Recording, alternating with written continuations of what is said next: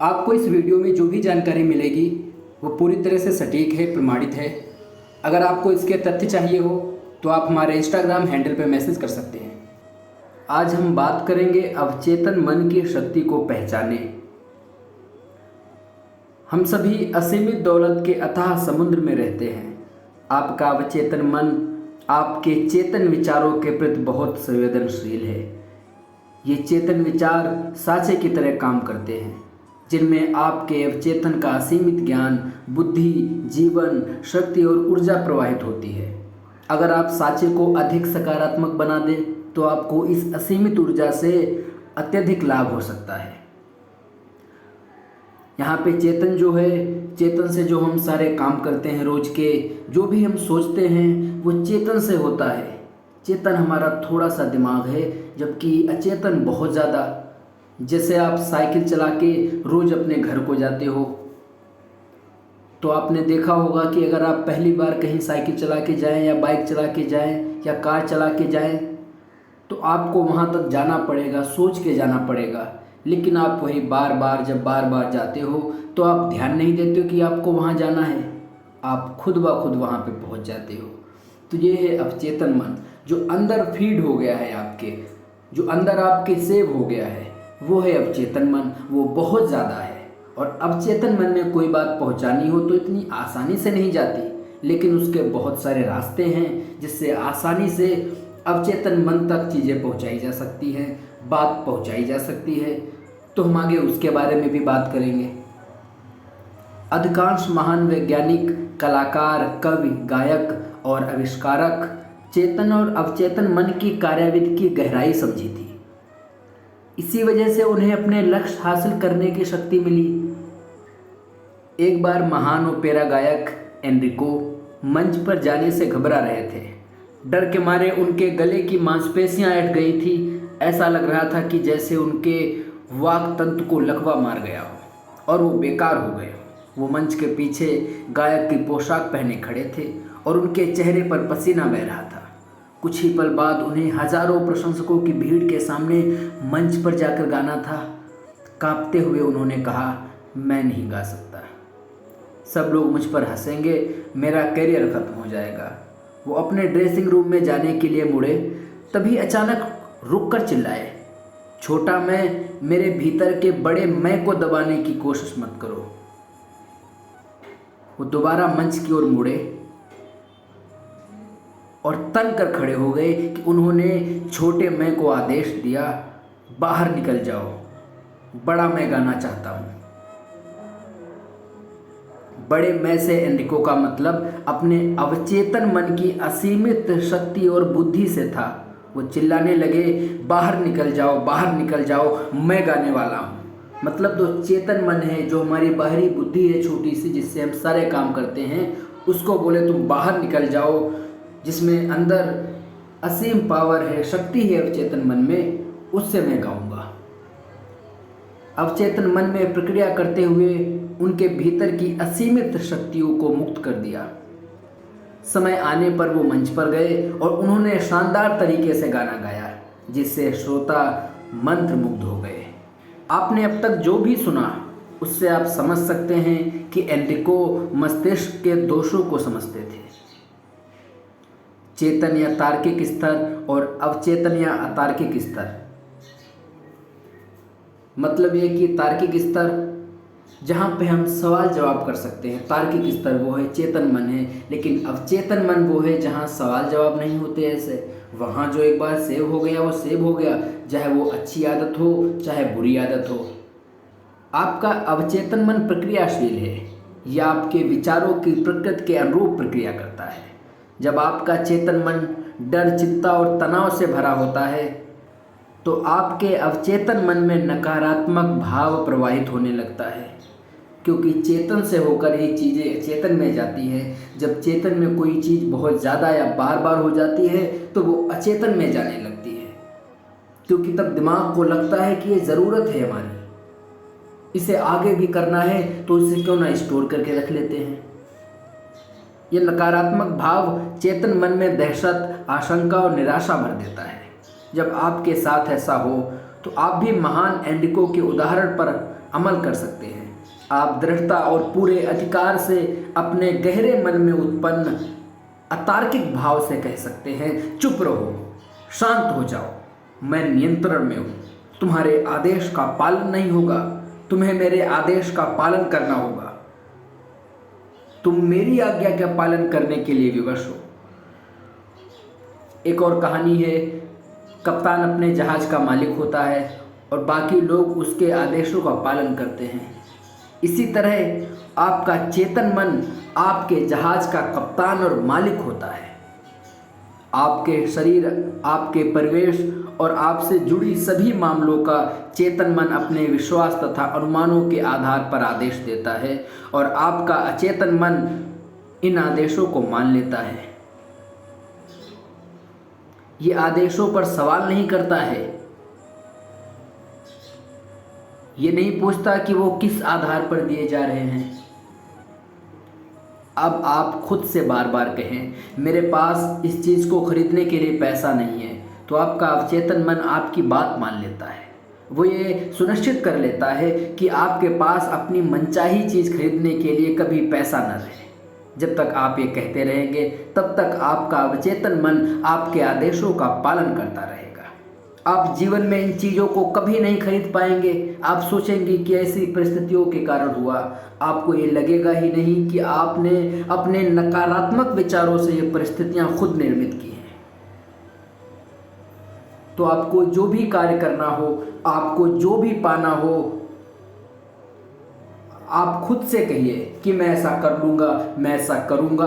आप इमेजिन करिए अपने दिमाग में कि वो चीज़ें आपके साथ हो रही हैं। जितनी अच्छी अच्छी चीज़ें, जितने अच्छे अच्छे कार्य, आपके सपने, आपका फ्यूचर आपके अवचेतन मन में होगा, उतना ही आप चीज़ों को अच्छे से कर पाओगे। इसके बारे में हम आगे बात करेंगे कि किसी भी बात को अवचेतन मन में कैसे डालें। एक कहानी है, कहानी यह है क्रिसमस ईव पर मीना नाम की एक युवती जो दक्षिणी कैलिफोर्निया यूनिवर्सिटी की छात्रा है, दिवाली हिल्स के एक बेहतरीन शॉपिंग इलाके से गुजर रही थी। उसके मन में उमंग थी। वो बफेली न्यूयॉर्क में अपने परिवार के साथ छुट्टियां मनाने वाली थी। जब मीना एक दुकान के पास से गुजरी तो उसकी निगाह डिस्प्ले विंडो में रखे एक सुंदर स्पेनिश लेदर बैग पर पड़ी। उसने उसे हसरत से देखा, फिर कीमत देखते ही उसके मुंह में आह निकल गई। वो खुद से कहने वाली थी, मैं इतना महंगा बैग कभी नहीं खरीद पाऊंगी। तभी उसे विचार आया, कभी भी किसी नकारात्मक वाक्य को पूरा मत करो, इसे तत्काल उलटकर सकारात्मक कर दो और अपने जीवन में चमत्कार हो जाएगा। जैसे आप कह सकते हो कि मैं ये बैग आगे खरीदूंगा, मैं ये बैग बाद में खरीदूंगा, मैं इसको खरीद लूँगा लेकिन आज नहीं खरीदूंगा। ये मत कहो कि मैं इस बैग को खरीद नहीं पाऊंगा। आप जान भी नहीं पाते कि कब आपके बाहर की बात, कॉन्शियस माइंड की बात आपके सबकॉन्शियस माइंड में बैठ जाती है और फिर वैसे ही चीज़ें होने लगती हैं। कांच के पास रखे बैग को घूरते हुए उसने कहा, ये बैग मेरा है, ये बिक्री के लिए है। मैं मानसिक रूप से स्वीकार करती हूँ कि ये मुझे मिलेगा और मेरा अवचेतन मन ये सुनिश्चित करेगा कि ये मुझे मिल जाएगा। उसी शाम को नीना अपने मंगेतर से डिनर पर मिली। वो रैपर में लिपटा एक सुंदर सा तोहफा लाया था। सांस रोककर नीना ने उसे खोला। वहाँ पर वही लेदर बैग था जिसने उसी दोपहर को देखा था और अपना मान लिया था। उसने अपने मन को उम्मीद से भर लिया था। इस तरह उसने इस मामले को अधिक गहरे मन यानी अवचेतन मन में पहुंचा दिया था, जिसके बाद उपलब्धि की शक्ति है। बाद में नीना ने बताया, मेरे पास उस बैग को खरीदने लायक पैसे नहीं थे, लेकिन इसके बावजूद ये मुझे मिल गया। अब मैं जान चुकी हूँ कि मुझे धन और बाकी चाही गई चीज़ें कहाँ मिलेंगी। वो सब मुझे अपने भीतर के शाश्वत खजाने में मिलेंगी। वो मुझे अपने सबकॉन्शियस माइंड में मिलेगी, अवचेतन मन में मिलेगी। कुछ बातें हैं जो आप सदैव याद रखें। खजाना आपके भीतर है। आपकी दिली इच्छा का जवाब भीतर खोजें। नंबर 2 पॉइंट है, सभी युगों के महान व्यक्तियों का महान रहस्य था उनमें अपने अवचेतन मन की शक्तियों से संपर्क करने और उन्हें मुक्त करने की प्रतिभा थी। आप भी ऐसा ही कर सकते हैं। आपके अवचेतन मन के पास सारी समस्याओं का जवाब है। अगर आप सोने से पहले अपने अवचेतन मन से कहें कि मैं 6 बजे उठना चाहता हूँ, आपको ठीक उसी समय उठा देगा। अगर आप सोने से पहले सोचें या कन्फ्यूजन रहे आपको कि सुबह उठना है 6 बजे, नहीं उठना है, देखते हैं उठ जाएंगे, तो आप निश्चित तौर पर उठ नहीं पाएंगे। आपने देखा होगा, ऐसा आपके साथ बहुत समय हुआ होगा, जब किसी एग्ज़ाम के लिए या सुबह उठकर आपको किसी अच्छे काम के लिए, ज़रूरी काम के लिए जाना हो, तो आप रात को सोचते हैं कि मुझे उठना है 6 बजे, उठना है, मुझे उठना है। आप सुबह खुद को पाते हैं कि उस टाइम से आप 5-10 मिनट पहले ही उठ जाते हैं। इसका कारण यही है कि वो बात आपके अवचेतन मन में बैठ गई, और अवचेतन मन सोता नहीं है रात को, वो आपको सुबह 6 बजे उठा देता है। तो आप इसके महत्व को समझिए।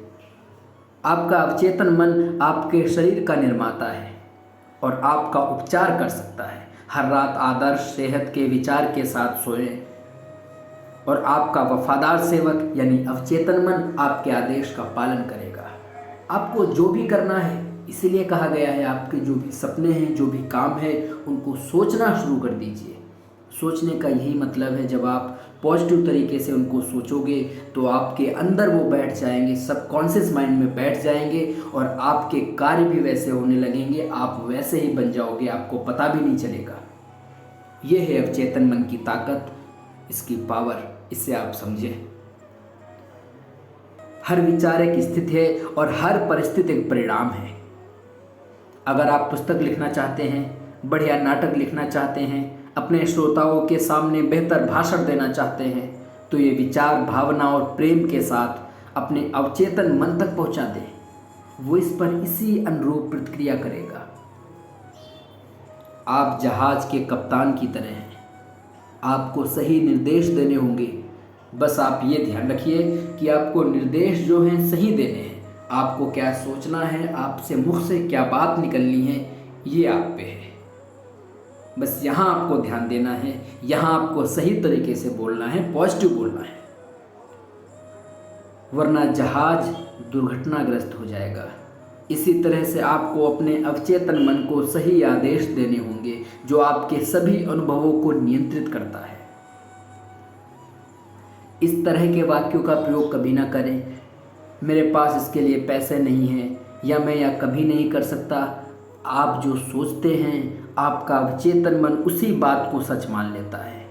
वो ये सुनिश्चित करता है कि आपके पास कभी पैसे न रहें या वो कार्य करने की क्षमता न रहे जो आप करना चाहते हैं। इसके बजाय ये कहें, मैं अपने अवचेतन मन की शक्ति से सारे कार्य कर सकता हूँ। जीवन का नियम विश्वास का नियम है। विश्वास आपके मस्तिष्क का एक विचार है। उन चीज़ों में विश्वास ना करें जो आपको नुकसान या चोट पहुंचाए। अपने अवचेतन की शक्तियों में विश्वास करें। ये विश्वास रखें कि वो आपका उपचार करेंगे, प्रेरित करेंगे, शक्तिशाली और समृद्ध बनाएंगे। आपके विश्वास के अनुरूप ही आपको मिलेगा। अपने विचारों को बदलें, आपकी तकदीर खुद ब खुद बदल जाएगी। इसके आगे मैं बात करूंगा अवचेतन मन को कैसे जागृत करें, उसमें किसी बात को कैसे पहुंचाएं, कैसे जल्दी से जल्दी उससे अपना काम करवाएं।